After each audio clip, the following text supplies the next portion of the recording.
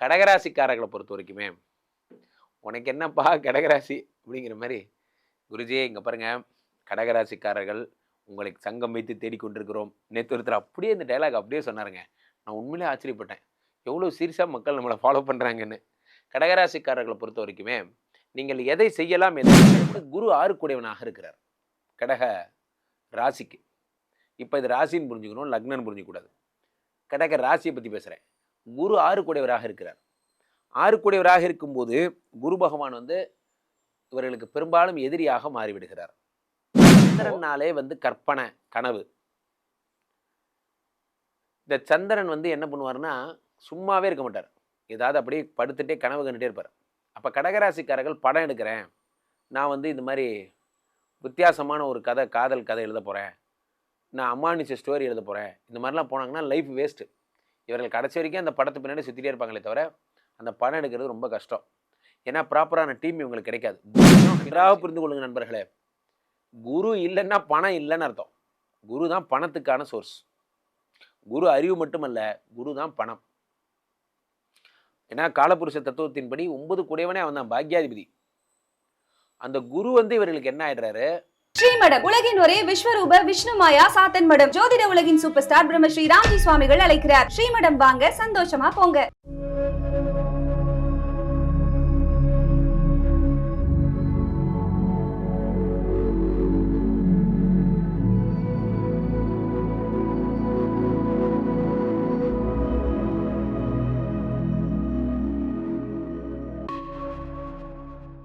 உலகெங்கிலும் இருக்கும் ஆன்மீக பரிகார நேயர்கள் அனைவருக்கும் வணக்கம்.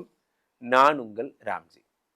உங்கள் ராசிக்கு நீங்கள் செய்ய வேண்டிய மிக முக்கியமான 5 விஷயங்கள் என்னென்ன அப்படிங்கிறத நான் இப்போ சொல்ல போறேன். இதை நன்றா மனசுல எழுதிக்கோங்க. காரணம் என்ன அப்படின்னா, ஒவ்வொரு ராசிக்கும் ஏற்றபடி இது மாறும். அஸ்வினி பரணி கிருத்திகையிலேயே ஒரு நட்சத்திரத்துக்கு ஒரு பலன் அப்படிங்கிற மாதிரி தான் உங்கள் ராசிக்கு ஒரு பலன். இதை நீங்கள் செய்தால் வாழ்க்கையில மிகப்பெரிய முன்னேற்றத்தை நீங்கள் அடைவீர்கள். அவ்வகையில எதெல்லாம் நீங்க வச்சுக்கலாம், எதெல்லாம் வச்சுக்க கூடாது, எதெல்லாம் பண்ணலாம், எதெல்லாம் பண்ணக்கூடாது, எந்த தொழில்லாம் உங்களுக்கு வரும், எந்த தொழில்லாம் உங்களுக்கு வராது அப்படிங்கிற மாதிரியான ஒரு எக்ஸ்க்ளூசிவ் பதிவு தான் இந்த பதிவு. இதை மட்டும் நீங்க ஃபாலோ பண்ணீங்கனாலே போதும். வாழ்க்கையில வேற விஷயங்கள் எதுவுமே உங்களுக்கு தேவையில்லை. அவ்வகையில என்னங்கிறத நம்ம ராசி ரீதியாக பார்த்து விடலாம். கடகராசிக்காரர்களை பொறுத்த வரைக்குமே, "உனக்கு என்னப்பா கடகராசி?" அப்படிங்கிற மாதிரி, "குருஜி இங்க பாருங்க, கடகராசிக்காரர்கள் உங்களை சங்கம் வைத்து தேடிக்கொண்டிருக்கிறோம்." நேத்து ஒருத்தர் அப்படியே இந்த டயலாக் அப்படியே சொன்னாருங்க. நான் உண்மையிலேயே ஆச்சரியப்பட்டேன். எவ்வளோ சீரியஸா மக்கள் நம்மளை ஃபாலோ பண்றாங்கன்னு. கடகராசிக்காரர்களை பொறுத்த வரைக்குமே, நீங்கள் எதை செய்யலாம், எதை செய்யக்கூடாது. பெரும்பாலும் கடகராசிக்காரர்கள் பார்த்தீங்கன்னா, இவர்களுடைய திருமண வாழ்க்கை ரொம்ப டஃப்பாக இருக்கும். காரணம் என்ன அப்படின்னா, இவர்களுக்கு 11 கூடிய சுக்கிரனே வந்து எதிரி. இது கடகராசி, கடக லக்னம். இப்போ நான் சொன்னது மிதுன ராசி, மிதுன லக்னம். எதா இருந்தாலும் நீங்கள் அப்படி பொருத்திக்கோங்க. கடகராசி, கடக லக்னம். இவர்களுக்கு திருமண வாழ்க்கை கிடையாது. அப்படி ஒன்று இருந்ததுன்னா அது ட்ரீம். திருமண வாழ்க்கைங்கிறது பெரிய கஷ்டமானதாக இருக்கும். இருக்கும், ஆனால் கஷ்டப்பட்டு தள்ளுற மாதிரி இருக்கும். காரணம் என்னன்னா, சுக்கிர பகவான் கலத்திர காரகன். டைவர்ஸ்லாம் பண்ணி வைக்க மாட்டார். அது சுக்கிரனுக்கு அசிங்கம். ஆனால் அவன் பாதகாதிபதி என்பதால் கணவர் இருந்தும் இல்லை. இப்போ நிறைய இந்த குடிகார கணவர்கள், அதே மாதிரி இந்த மாதிரியான மனைவி வந்து ரொம்ப சண்டைக்கார மனைவிகள், இந்த மாதிரிலாம் இவங்கெல்லாம் யாருன்னா இந்த கடகராசிக்காரங்க டீமில் தான் இருப்பாங்க. பெரும்பாலும் பாருங்கள், கடகராசிக்காரங்க டைவர்ஸ்க்கு சமமான தண்டனையை பெற்றிருப்பாங்க. செப்பரேஷன் அந்த மாதிரிலாம். ஸோ இது பாயிண்ட் நம்பர் 1. அப்போது இவர்கள் லவ் மேரேஜே பண்ணக்கூடாது வாழ்க்கையில். கடகராசியோ கடக லக்னமோ இவர்கள் லவ் மேரேஜ் பண்ணக்கூடாது. அதே மாதிரி இவர்கள் வாழ்க்கையில் 4-11 கூடியவன் சுக்கிரன் என்பதால், பாதகாதிபதி என்பதால், சொந்த வீட்டில் வசிக்கின்ற யோகம் பெரும்பாலும் கிடையாது. சொந்த வீட்டில் வசிக்கின்ற யோகம் கிடையாது. காரணம் என்ன அப்படின்னா, இவர்களுக்கு பெரும்பாலும் சொந்த வீடு யோகம் என்பது இந்த சுக்கிரனே பாதகாதிபதி என்பதால், இவங்க வீடு வந்து ஒரு புறம்போக்கு இடத்துல முன்னாடி இடம் கட்டுற மாதிரி கொஞ்சம் இழுத்து விட்டு அந்த இடத்துல ஒரு பந்தல் மாதிரி போட்டு மேனேஜ் பண்ணுறோம். அல்லது வந்து உங்களுக்கு வந்து நீங்கள் இந்த கவர்மெண்ட்டு கோயில் லேண்ட் இது, அல்லது இது வந்து அனுபவபூர்வமாக இருக்கிற ஒரு பட்டா போன்ற விஷயங்கள் எல்லாம் இவர்களுக்கு ஏற்படுகிறது. அந்த இடத்துல இவங்க குடியிருப்பாங்க. இவர்களுக்கு அல்லது அட்லீஸ்ட் இவங்க வீட்டு பக்கத்தில் அது லேண்ட் இருக்கவாது செய்யும். அதில் இவங்க இருக்கவே மாட்டாங்க. பெரும்பாலும் இவர்களுடைய வீட்டில் சொந்த வீட்டில் இருக்க மாட்டாங்க, வாடகை வீட்டில் தான் இருப்பாங்க. இதில் என்னன்னா இவங்க சொந்த வீடு வாங்கி வாடகை கூடுவாங்க. வாடகை கூட்டாங்கன்னா வாடகைக்காரங்க எப்போ பார்த்தாலும் சண்டை போட்டுட்டே இருப்பாங்க. ஒரு ப்ராப்பரான வாடகைக்கு ஆள் வரவே மாட்டான்.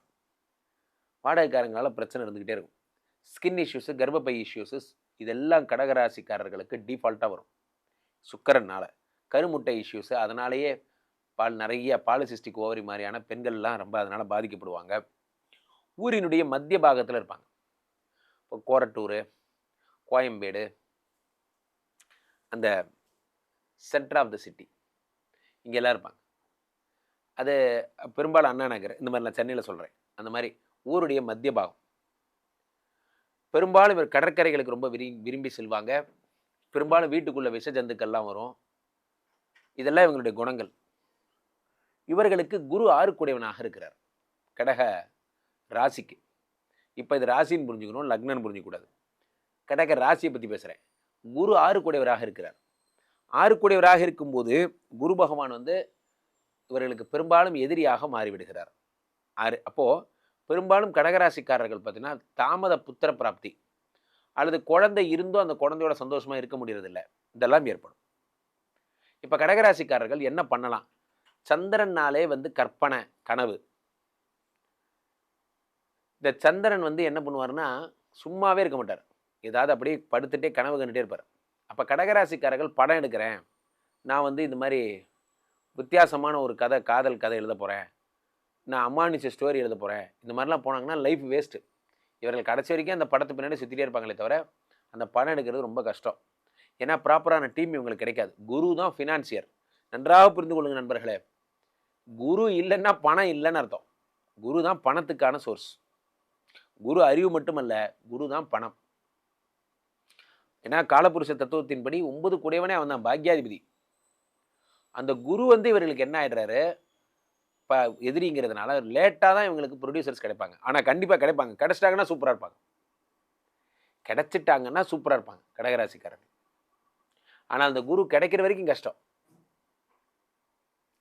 அதே மாதிரி இவர்கள் பண்ணக்கூடாது இந்த பணம் எடுக்கிறது, ஹெவி இன்வெஸ்ட்மெண்ட்டு, ஹோட்டல் கடை இதெல்லாம் பண்ணக்கூடாது. இவர்களுக்கு அப்போ என்ன தான் வரும்? ஒன்றுமே இல்லை. இவர்களுக்கு ஆன்மீகம் வரும். இவர்களுக்கு விளம்பர படங்கள் வரும். ரொம்ப நல்லா வரும் விளம்பர படங்கள். சுக்கிரன் சம்பந்தப்பட்ட விஷயங்கள், விளம்பர படங்கள், கேமரா செல்லிங், ரீசெல்லிங் வரும். கார் விற்பனை நல்லா வரும். இவங்க ரியல் எஸ்டேட் பண்ணாங்கன்னா அடிச்சுக்க முடியாது, பிரமாதம். கடகராசிக்காரர்கள் ரியல் எஸ்டேட்டை கை வச்சாங்கன்னா இவங்களை ஜெயிக்க யாருமே கிடையாது. இப்போ கட்டடம் கட்டுறது, பிளாட் விற்கிறது இதெல்லாம் இவர்களுக்கு ரொம்ப நல்லா வரும். பெரும்பாலும் அரசு அதிகாரிகள், அரசு பணிகள் இருக்கவங்களாம் கடகராசிக்காரங்களாக தான் இருப்பாங்க. இதை செஞ்சு பாருங்கள், சூப்பராக இருப்பீங்க. கீழே போயிட்டு இருக்க இந்த 2 நம்பரை கூப்பிடுங்க. உங்களுடைய சொந்த ஜாதகத்தை பார்த்து கொள்ளுங்கள். உலக புகழ்பெற்ற நமது விஸ்வரூப விஷ்ணுமாயா இதை பற்றி நிறைய பார்த்துருப்பீங்க. எங்கே திரும்பினாலும் ஸ்ரீமடம் ஸ்ரீமடம் ஸ்ரீமடம். இந்த ஸ்ரீமடம் இத்தனை புகழ் பெறுவதற்கு காரணம், எத்தனையோ பிரபலங்கள் வருகிறார்கள். ஸ்ரீமடத்திற்கு வந்தவர்கள் வெறுங்கையோடு சென்றதாக சரித்திரமே இல்லை அப்படிங்கிறது தான் எங்களுடைய ஸ்லோகன். அவ்வகையில் இந்த ஸ்ரீமடம் எங்கே இருக்குது? தமிழ்நாட்டில், கேரளாவில் ஒரு 100 கோயில் இருக்கலாம். ஆனால் தமிழ்நாட்டில் இருக்கக்கூடிய ஒரே ஒரு விஷ்ணுமாயா சாத்தனுடைய கோயில் இந்த ஸ்ரீமடம் மட்டும்தான். போரூர் கார்டன் ஃபேஸ் 2 இருக்குது.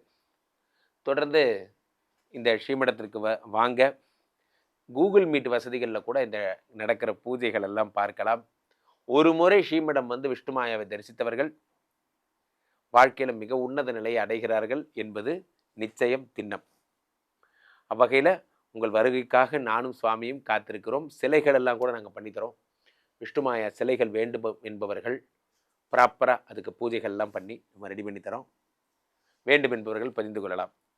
மீண்டும் ஒரு நல்ல பதிவில் சந்திப்போம். நன்றி, வணக்கம்.